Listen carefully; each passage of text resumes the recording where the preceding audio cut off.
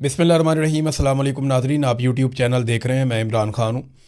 ईरानी media ने भी Donald Trump के बयान की तरदीद कर दी है, और जिसमें दावा किया था कि ईरान अमेरिका को तोहफ़ा दे रहा है और कुछ ऐसे जहाज़ आबनाए हुरमज़ में से गुज़र रहे हैं जिनके ऊपर पाकिस्तानी झंडे लगे हुए हैं। इस पर फिर बाद में इसहाक डार ने स्टेटमेंट दिया कि ईरान के साथ पाकिस्तान का कोई मामला हुआ है, जिसके बाद 20 टैंकर्स जो तेल से लदे हुए हैं उनको इजाज़त मिलेगी आबनाए हुरमज़ में से गुज़रने की। कुछ गुज़र गए हैं और 2 टैंकर्स रोज़ाना गुज़रेंगे। ग्राउंड के ऊपर इसकी तस्दीक नहीं हो रही। ईरान की जानिब से जब तोहफ़ों की बात उनसे पूछी गई तो उन्होंने कहा जी हमने अमेरिका को कुछ नहीं दिया।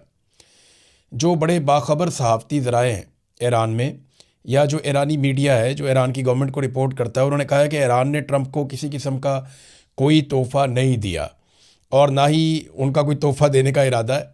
ट्रंप झूठ बोल रहा है जिसके लिए वो जाना चाहता है। ये अब ईरान ने कहा है। अब दूसरा एक जो बड़ा सवाल है वो ये पैदा होता है कि अमेरिका और पाकिस्तान का दावा है कि सिर्फ पाकिस्तानी झंडों वाले टैंकर्स आबनाए हुरमत में से गुजर रहे हैं और उसकी इजाज़त है, जबकि ईरान का दावा है कि कोई भी ऑयल टैंकर अमेरिका को तोहफ़ातन नहीं दिया गया और देने की ज़रूरत भी नहीं है, क्योंकि अमेरिका के पास तो अपना बहुत ऑयल है। वेनेज़ुएला भी उसके पास है, वो यहाँ से वैसे भी 1% ऑयल लेकर जाता है, तो वो इतना उसको चाहिए भी नहीं। अब ये जो टैंकर्स गुजरे फिर ये किसके हैं? अगर ये अमेरिका को नहीं जा रहे और पाकिस्तान को तोहफे में ये बात मिली है या ये सहूलत मिली है, तो फिर स्कूल पाकिस्तान में बंद हैं। हमारे मुल्क में स्मार्ट लॉकडाउन की बातें हो रही हैं। हुकूमत जो है वो ये लॉकडाउन लगाने पे तुली बैठी है। हमारी ही क्रिकेट लीग जो है वो बग़ैर तमाशाइयों के हो रही है। फिर पेट्रोल की कीमतें भी सबसे ज़्यादा हमने बढ़ा दी हैं। तो मेरी समझ से बाहर है कि पूरे खित्ते में ऐसा कुछ नहीं हो रहा किसी मुल्क में जो कुछ पाकिस्तान में हो रहा है। वजह क्या है? वजह समझ नहीं आ रही। अगर आपकी सप्लाई चल रही है तो फिर आपको ये सारा कुछ करने की ज़रूरत नहीं है जो सारा कुछ आप कर रहे हैं। एक्चुअली पाकिस्तान की सप्लाई चल रही है, ये पाकिस्तान ने दावा किया है, और अगर सप्लाई चल रही है तो ये सारा कुछ ना करें। लेकिन करने का मकसद क्या है? ये वो खसारे पूरे करते हैं जो इनको बजट के अंदर है। पाकिस्तान के अंदर कारोबारी ज़िंदगी तकरीबन मुअत्तल है। लोग सरमायाकारी नहीं कर रहे, लोग पैसा लगा नहीं रहे। गुर्बत पाकिस्तान के अंदर लगातार बढ़ती चली जा रही है। अभी नए अदाद-ओ-शुमार आए हैं, अगले वीलॉग में आपके साथ हम इसकी डिटेल शेयर करेंगे। अब मामला ये है कि जितना पाकिस्तान की मईशत को तबाह कर दिया मौजूदा सरकार ने और मिलिट्री एस्टेब्लिशमेंट ने मिलकर अपने फ़ायदे के लिए, अब उसको कवर तो करना है। तो कवर करने के लिए इनके पास एक ही रास्ता बचता है, गैस, पेट्रोल और बिजली की कीमतें महंगी कर दें, अंधाधुंध टैक्सेस लगा दें, तनख्वाहदार तबके के ऊपर उसकी तनख्वाह में से टैक्स काट लें। तो यही उनके पास एक तरीका है जिससे वो 4 पैसे जमा करके अपनी हुकूमत बचाने की कोशिश करते हैं, या पाकिस्तान को डिफ़ॉल्ट से बचाने के लिए सारा बोझ पाकिस्तानी शहरियों पर ही डाल देते हैं। दुनिया में सबसे ज़्यादा जो हमायत है ईरान की, एक सर्वे आया उसके मुताबिक सबसे ज़्यादा जिस मुल्क में ईरान की हमायत है इस लड़ाई के दौरान वो पाकिस्तान है। 82% हमायत पाकिस्तान में है। सऊदी अरब में भी मुखालफत से ज़्यादा हमायत है। इसी तरह जो कीनिया है, तुर्की है, मिस्र है, बाकी ममालिक में भी काफ़ी हमायत मौजूद है ईरान के लोगों की या ईरान की हुकूमत की या ईरान की इस लड़ाई में इसराइल के मुकाबले में। लेकिन पाकिस्तान में ये हमायत दुनिया में सबसे ज़्यादा है, यानी 82% पाकिस्तानी ये समझते हैं कि वो ईरान के साथ खड़े हैं। अच्छा, बाकी बीच में ज़्यादा वो हैं जो इसके ऊपर राय नहीं दे रहे, और बहुत थोड़े से बिल्कुल ना होने के बराबर ऐसे भी हैं जो ये कहते हैं कि जी इसराइल के साथ हैं। है तादाद थोड़े बहुत ऐसे भी होते हैं हर जगह पे। क्या ईरान और अमेरिका के बीच में जो सालिसी का किरदार पाकिस्तान अदा कर रहा है इसको किसी जानिब से तस्लीम किया जा रहा है? अमेरिका ने ये स्टेटमेंट दिया कि उसको कोई ऑफिशियल स्टेटमेंट ना समझा जाए पाकिस्तान में जो बातचीत हो रही है, यानी अमेरिका का ऑफिशियल मौक़िफ़ अलग होगा। ईरान ने इसके ऊपर क्या कहा ये आपको यहाँ से पता चल जाएगा। ये फॉरेन मिनिस्ट्री के जो तर्जुमान हैं ईरान के, उन्होंने स्टेटमेंट दिया कि अमेरिका की जो तजावीज़ हैं जो ईरान तक पहुँचाई गई हैं, या उसके जो मुतालबात हैं 15 जो ईरान तक पहुँचाए गए हैं, वो बड़े एक्सेसिव हैं और अनरीज़नेबल हैं, गैर माकूल किस्म के हैं, उनके ऊपर अमल नहीं हो सकता। फिर उन्होंने एक और जुमला बोला, Iran is not involved in Pakistan led meetings, कि पाकिस्तान जिन मीटिंग्स का या जिन इजलासों में शिरकत कर रहा है, जो चीज़ें कर रहा है, ईरान उसके अंदर इन्वॉल्व नहीं है। ये ईरानी वजारत ख़ारजा के तर्जुमान ने ये बयान देकर मामला काफ़ी क्लियर कर दिया। वाइट हाउस में एक सवाल किया गया ट्रंप एडमिनिस्ट्रेशन से, तो जो तर्जुमान है उन्होंने उसका जवाब भी दिया। ये पूछा गया कि इतना पैसा अमेरिका लगा रहा है इस लड़ाई के अंदर, ये पैसा कौन रिकवर करेगा, कहाँ से रिकवर होगा, आप किससे मांगेंगे? अरबों से मांगेंगे। तो उन्होंने कहा जी बिल्कुल, ये पैसा अरबों से डोनाल्ड ट्रंप मांगेंगे, ये अखराजात जो जंग के ऊपर हो रहे हैं।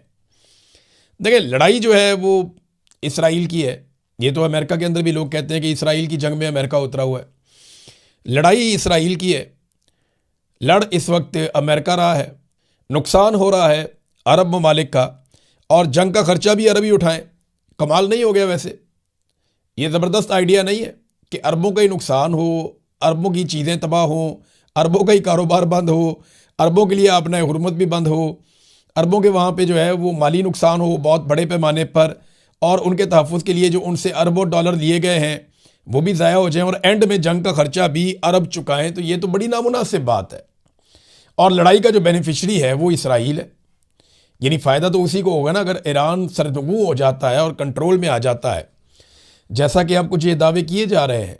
मैंने आपको बताया था कि अक़वाम मुत्तहिदा के एक सफ़ीर मोहम्मद सफ़ा ने ये कहते हुए रिज़ाइन किया कि उसके पास ये इन्फॉर्मेशन है, और कुछ दीगर लोग भी ये दावा कर रहे हैं कि उनके पास भी ये मालूमात हैं कि दुनिया बड़ी खौफनाक लड़ाई की तरफ जाने वाली है अगर आने वाले दिनों में जल्द ये जंगबंदी ना हुई तो अगर एटमी हमले वाली बात सोची गई है या किसी जगह पे डिस्कस की गई है जिसके ऊपर अक़वाम मुत्तहिदा के कान खड़े हुए हैं, उनको ये इन्फॉर्मेशन पहुंचाई गई कि आप अपनी तैयारी कर लें कि एटमी धमाके के बाद आपने किस किस्म का रद्दअमल देना और कौन कौन सी चीज़ें कहाँ कहाँ पे मैनेज करनी है, जिस पे उस सफ़ीर ने अक़वाम मुत्तहिदा से रिज़ाइन किया और अपने आप को अलग किया इस सारे मामले से, और इंसानियत के लिए उसने अपील की पूरी दुनिया से कि इस सिलसिले को रोका जाए, इससे बचा जाए। देखिए, अगर ये मामला यहाँ तक चला गया है तो पूरी दुनिया ख़तरे में है। देखिए, अगर एक दफ़ा ये शुरू हो गया ना, तो पहले सिर्फ अमेरिका के पास एटम बम होता था, अब दुनिया के बहुत सारे मुल्कों के पास है। शुमाली कोरिया के पास है, पाकिस्तान के पास है, इंडिया के पास है, फ्रांस के पास है, बरतानिया के पास है, रूस के पास है, चीन के पास है, इसराइल के पास है, अमेरिका के पास है, और ममालिक के पास है। तो अब एटम बम सिर्फ अकेला जो है वो अमेरिका के पास नहीं है। अगर इस मरतबा ऐसा कुछ किया गया तो लड़ाई भड़क तो जाएगी, लेकिन ख़त्म कैसे होगी? अमेरिका के इत्तहादी जो हैं वो एक एक करके दूर हटते जा रहे हैं, जो मेन इत्तहादी हमेशा से अमेरिका के साथ रहे। मिसाल के तौर पे पहले अमेरिका ने कहा कि फ़िज़ाई हमलों में हमारे साथ चलो, नेटो ने, इत्तहादियों ने इनकार कर दिया, वो नहीं आए। फिर अमेरिका ने कहा कि आबना हुर्मुज़ को खुलवाना है, हमारे साथ चलो, हम आपका इंतज़ार कर रहे हैं, आओ उसको खुलवाते हैं, तो इत्तहादी फिर नहीं आए। और अब अमेरिका ने जब ज़मीनी लड़ाई का फ़ैसला किया, कोई 50,000 से ज़्यादा फ़ौजी उन्होंने खलीजी ममालिक में पहुँचा दिए। ज़्यादातर फ़ौजी जो है वो अड्डों की बजाय मुख्तलिफ अलग अलग जगहों पर रुके हुए हैं, कोई होटलों में ठहरे हुए हैं, कोई प्राइवेट जगहों पर, कोई दफातर में, ताकि, और उनकी नकलो हरकत को खुफिया रखा गया है ताकि ईरान उनके ऊपर अटैक ना करे। तो ये जो इतनी बड़ी तादाद में फ़ौजी पहुँचाए गए हैं खलीजी ममालिक में, तो अब अमेरिका की ख्वाहिश है कोई ज़मीनी कार्रवाई या ऑपरेशन किया जाए। अगर वो इसमें जाते हैं तो फिर उन्हें अपने इत्तहादियों की याद आएगी। तो बरतानिया ने पहले ही कह दिया, जनाब हम इस लड़ाई का हिस्सा नहीं बनेंगे। तो अमेरिका के इत्तहादी अमेरिका से नाराज़ हैं। हत्ता कि मैं तकारीर सुनता रहता हूँ यूरोपीय यूनियन के नुमाइंदगान की, जो यूरोपीय ममालिक हैं वो किस तरह तकरीर करते हैं। स्पेन ने, बेल्जियम ने, फ्रांस ने, जर्मनी ने उड़ा के रख दिया अमेरिका के नुक्ता नज़र को। वो मानते ही नहीं कि ये लड़ाई ठीक है और अमेरिका ने ठीक किया।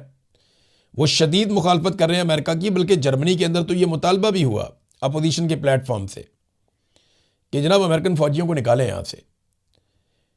स्पेन ने अपने अड्डे देने से साफ इनकार कर दिया, उनके बिल्कुल कोई अड्डा नहीं है, ना फ़िज़ाई हदूद देंगे ना कोई अड्डा देंगे, जाओ यहाँ से। तो अमेरिका के साथ आज तक कभी ऐसा हुआ नहीं था, लेकिन आज सारे ममालिक अमेरिका के सामने आकर खड़े हो गए। आबना हुर्मुज़ को बाईपास करने के लिए ना एक पाइपलाइन है जो फजीरा की तरफ जाती है, इसको फजीरा पाइपलाइन कहते हैं। अब इस पाइपलाइन के ज़रिए से मुतबादिल रास्ता लिया जा रहा था कि आबना हुर्मुज़ को बाईपास करते हैं, पर्दी तरफ से तेल निकालेंगे। इस पाइपलाइन पे 2 जगह हमला हुआ है, ये पाइपलाइन आग की जद में आ गई है। तो अब अगर ये ईरान ने किया है तो ईरान तेल ले जाने के दूसरे रास्ते भी बंद कर रहा है। देखिए ना, समंदर से रास्ता बंद करना ज़रा मुश्किल होता है। पाइपलाइन को तबाह करना तो मसला ही कोई नहीं है। जब आपकी पाइपलाइन सैकड़ों किलोमीटर पे जा रही है तो आप कहीं पे भी धमाका कर सकते हैं, मिसाइल या ड्रोन मार सकते हैं। तो पाइपलाइन आप उड़ा दें, उसके बाद सप्लाई बंद हो जाएगी फौरी तौर पे। ऐसा ही होता है। तो अगर ये ईरान ने किया है तो पता चल जाएगा, और अगर किसी और ने किया है, क्योंकि कुवैत के अंदर मैंने आपको बताया था पिछले व्लॉग में, वाटर सैलिनेशन प्लांट के ऊपर हमला हुआ। कुवैत अपना पीने का जो पानी है उसका लगभग 90% वो हासिल करता है समंदर के पानी को साफ करके, सैलिनेशन पॉइंट के ज़रिए से। तो उसके ऊपर एक हमला हुआ था, और अब दावा किया जा रहा है कि वो हमला ईरान ने नहीं किया बल्कि इसराइल ने किया है। और ये दावा भी ईरान की जानिब से किया गया कि हमने ऐसा कोई हमला नहीं किया है। नादरीन, इराकची, डॉक्टर अब्बास इराकची जो वज़ीर ख़ारजा हैं ईरान के, उन्होंने अरब ममालिक के लिए एक स्टेटमेंट जारी किया, ख़ास तौर पे सऊदी अरब के लिए। उन्होंने कहा जी कि ईरान बड़ी इज्जत करता है सऊदी अरब की किंगडम की, रियासत सऊदी अरब की बहुत इज्जत करता है ईरान, और उन्हें बिल्कुल अपना भाई समझता है इस कौम को। ये ईरान ने स्टेटमेंट दिया। अब वो ये कह रहे हैं कि हम जो ऑपरेशंस कर रहे हैं, वो जो जारहाना अमल लेकर यहाँ पे दुश्मन आए हैं, हम उनके ऊपर अटैक कर रहे हैं जो हमारे लिए ज़रूरी है। और ये दुश्मन अरबों के और ईरानियों के मुश्तरका दुश्मन है, और ये हमें कोई सिक्योरिटी फराहम नहीं कर सकते, ये भी उन्होंने कहा। और आप देखिए कि हमने उनके साथ क्या किया और उनकी फ़ज़ाई ताकत का क्या हाल किया। ये कहते हुए उन्होंने ट्वीट के नीचे फ़ोटो भी लगा दिया जो अमरीकी तैयारे तबाह किए हैं ईरान ने यूनाइटेड स्टेट्स एयरफोर्स के सऊदी अरब के अंदर। साथ इराकची ने कहा कि देखिए, हम बड़ी इज्जत करते हैं सऊदी अरब की, हमें बहुत प्यार है, हमारे भाई हैं, हम सिर्फ दुश्मनों को मार रहे हैं जो हमारे और अरबों के मुश्तरका दुश्मन हैं, ये हमारी हिफाजत नहीं कर सकते। और साथ ही उन्होंने एंड में ये तस्वीर लगाई और ये कहा कि high time to eject United States forces, कि ये बेहतरीन वक्त है कि यहाँ से अमरीकी अफवाज को निकाल दिया जाए खित्ते में से। ये इराकची ने एक मुतालबा किया है और एक पैगाम दिया है। नादरीन, ईरानी हैकर्स ने इसराइल के कुछ CCTV कैमरास जो हैं उनको हैक कर लिया था, और हैक करने की जो वजह समझ आ रही है, ये वॉल स्ट्रीट जर्नल ने यह खबर दी है, और इसराइल के अंदर से सोर्सेज के हवाले से उन्होंने ये खबर देते हुए बताया कि ईरान के जो हैकर्स हैं उन्होंने इसराइल के अंदर तबाही के सबूत इकट्ठे करने के लिए वहाँ के कैमरास को हैक किया। क्योंकि इसराइल देखे ना, चीज़ें सामने आने नहीं दे रहा, वो बताते ही नहीं है, कोई रिपोर्ट करता है उसको उठाकर जेल में डाल देते हैं। तो इसराइलियों की पॉलिसी बहुत सख्त है, उन्होंने सेंसरशिप लगाई हुई है कि जंग में होने वाले नुकसानात, लाशें, ज़ख्मी वो बिल्कुल नहीं दिखाने। इससे खौफ फैलता है इसराइल के अंदर। तो अब इसराइल के अंदर नुकसान कैसे दिखाया जाए, तो ईरान ने वहाँ पे अपने हैकर्स के ज़रिए से कैमरों को हैक किया, और ये 50 के करीब सिक्योरिटी कैमरे हैक किए गए, जिनके ज़रिए से वॉल स्ट्रीट जर्नल की खबर के मुताबिक ईरान ने वो फुटेज हासिल की है जिसमें इसराइल में होने वाली तबाही को दिखाया जा सकता है। ब्लूमबर्ग की एक खबर है, ये भी अमेरिकन मीडिया है, और इसकी खबर के मुताबिक ईरान की पार्लियामेंट ने आबनाए हुर्मुज़ पर टैक्स के नफाज का बिल मंजूर कर दिया है। यानी अब कानूनी और आइनी तौर पर ईरान आबनाए हुर्मुज़ से टैक्स इकट्ठा कर सकता है। यानी अब वहाँ से जो बहरी जहाज़ या टैंकर्स गुजरेंगे वो ईरान की शराइत पे गुजरेंगे, और ईरान वहाँ से टैक्स भी इकट्ठा करेगा। ये अब उनकी पार्लियामान ने बाकायदा इस बिल की मंजूरी दे दी है। नाज़रीन, इस वक्त एक और बड़ी इंटरेस्टिंग खबर है। ईरान कुछ ऐसे मिसाइल इस्तेमाल कर रहा है जिनमें बारूद नहीं है, वो तबाही नहीं फैलाते, और ना वो कोई बहुत महंगे हैं, वो बहुत सस्ते मिसाइल्स हैं, और ईरान उन्हें सिर्फ इसलिए इस्तेमाल कर रहा है कि इंटरसेप्टर्स को ज़ाया किया जाए। वो अरब ममालिक में इसराइल के अंदर बहुत सारे ऐसे मिसाइल इस्तेमाल करता है जिनके अंदर कोई बड़ी सलाहियत नहीं होती, वो तबाही नहीं फेरते, लेकिन वो डिकॉयस का काम करते हैं। उनका काम है वो हवा में जाते हैं और वो दावत देते हैं इंटरसेप्टर्स को कि आओ आकर हमारे साथ टकराओ। तो बड़े महंगे इंटरसेप्टर्स जिनकी कीमत जो है वो $2 से $4 मिलियन तक है, वो बड़े महंगे इंटरसेप्टर्स हैं, 20 से 40 लाख डॉलर का एक इंटरसेप्टर है। वो जाते हैं 3-3, 4-4 उड़ के जाकर उन मिसाइलों को निशाना बनाते हैं, और उन मिसाइलों की ना कोई कीमत है ना कोई औकात है, लेकिन वो महंगे तरीन इंटरसेप्टर्स को ज़ाया कर रहे हैं। ये ईरान की एक हिकमत अमली है लड़ाई में, जो अभी हाल ही में रिपोर्ट हुई है, और इसके ऊपर भी जो दिफाई माहिरीन है वो सर पकड़ के बैठ गए कि ईरान ने दुनिया का लड़ने का तरीका ही तब्दील कर दिया। उसने सारी लड़ाई को ड्रोन्स पे और मिज़ाइलों पे शिफ्ट कर दिया। अब पूरी दुनिया को मिज़ाइल, इंटरसेप्टर्स और ड्रोन्स बनाने पड़ेंगे और लड़ाई का जो पूरा का पूरा मैकेनिज़्म है, पूरी की पूरी साइंस है, वो तब्दील हो जाएगी ईरान की, अमेरिका की और इसराइल की इस लड़ाई के बाद। अमेरिका ने जो लड़ाई लड़ी है ये पिछली सदी वाली लड़ाई है। चाइना के जो माहिरीन हैं वो बार बार ये कहते रहे हैं कि अमेरिका के हथियार पुराने हैं और लड़ने का तरीका भी पुराना है, दुनिया आगे निकल गई है, वो इस सदी की लड़ाई को समझा ही नहीं है। आज तक अमेरिका ने सिर्फ अटैक किया है, वापस अमेरिका के ऊपर अटैक नहीं हुआ। अब जब अटैक वापस हुआ है तो अमेरिका को समझ आ रही है कि वाकई में पुरानी वॉर स्ट्रेटजीज अब काम नहीं करती। नाज़रीन, अमेरिका की बात हो रही है तो रशिया ने भी अमेरिका की मिथ तोड़ दी है। अमेरिका बहुत सारी जगहों से मार खा गया है इस मरतबा। अमेरिका का एक रोब होता था, एक दबदबा होता था, वो अब नहीं है। डोनाल्ड ट्रंप ने क्या कहा था कि क्यूबा हमारी झोली में आकर गिरेगा, हम क्यूबा को मजबूर कर देंगे। डोनाल्ड ट्रंप ने यह भी कहा था कि मैं ईरान से फारिग हो जाऊं तो क्यूबा को फतह करूंगा और ये मेरी किस्मत में लिखा है। लेकिन क्यूबा के हालात इतने बुरे हो गए अमेरिकन पाबंदियों के बाद कि उनके अस्पतालों में जनरेटर चलाने के लिए भी फ्यूल मौजूद नहीं था और वहाँ पे बच्चे मर रहे थे। तो ऐसे में रशिया ने अपना एक तेल बरदार जहाज़ रवाना किया, बहुत बड़ा ऑयल टैंकर, उसमें 1 लाख टन रॉ तेल था।